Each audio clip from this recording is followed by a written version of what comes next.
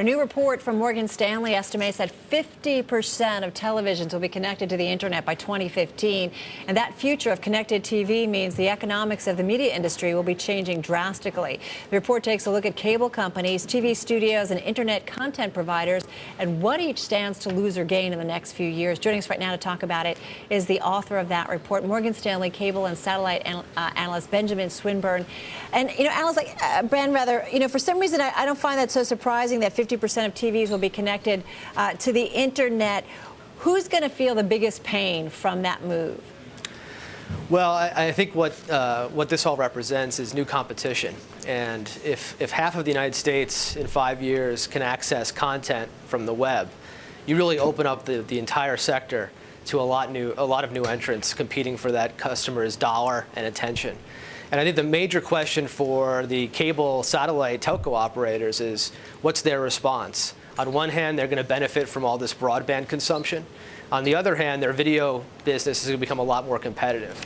And you have to remember that we still are in a place where over half of the gross profits for the cable industry come from the video industry. Why do we need, Benjamin, why do we need Time Warner, Comcast, Cabletown? If you have your TV connected to the internet, why don't the networks just give you what you need over the net? I mean, you basically just need a portal, right, to access things, if even that. Well, the technology will allow that to happen. I think the issue you have is there's an entire ecosystem that's very profitable in place today, from bundling and aggregating content. And remember that the average home today is paying $85 a month for video. That generates the bulk of the growth for the entire television industry. Advertising is still larger than subscription fees, but that will probably flip in 2015. I expect over half of all the revenue generated in TV to come from recurring subscription fees coming out of that bundle.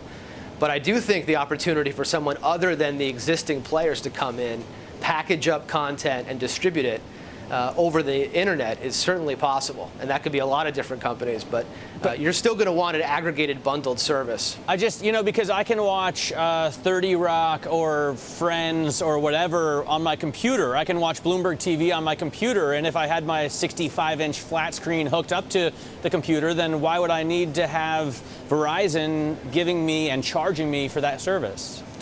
You have to remember the average American home watches about 8 hours of TV a day. And so that's not a small piece of their overall time spent. And so I think you're going to see a continued demand for a broad array of networks. There's over 135 networks in the average home today. That's double from 2000. So there are certainly people who watch a lot less TV and only a few networks. But the media companies are not going to make their programming available a la carte in a way that eats into that aggregated, packaged offering. Hey, Ben, where do the satellite TV companies fit into this? I think about Direct and Dish. Well, they've got a couple different options, and I think you're seeing that in the market. Obviously, unlike cable, the satellite operators don't have a broadband business that will benefit from all this growth in online streaming. So what they're doing is being more aggressive on the video side. So DirecTV has a strategy of connecting 40% of their customers to the web through their set-top box by 2013.